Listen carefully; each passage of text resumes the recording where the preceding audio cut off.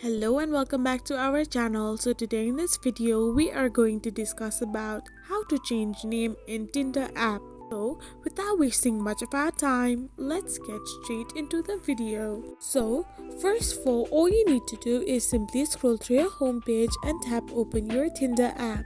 Once you open your Tinder app, you will end up in the page where you can like someone on it. So now simply press on the profile icon and press on the pencil like icon right beside your name. Once you do this, you can check out if there is any option to change your name. However, it is not possible to change your name by editing your profile. But all you need to do to simply change your name on Tinder is to just delete your account and make a new account under the name you want to keep it as. In this way, you can change your name in Tinder. I hope you found this video helpful, so don't forget to hit that subscribe button and do give us a thumbs up. Thank you for watching.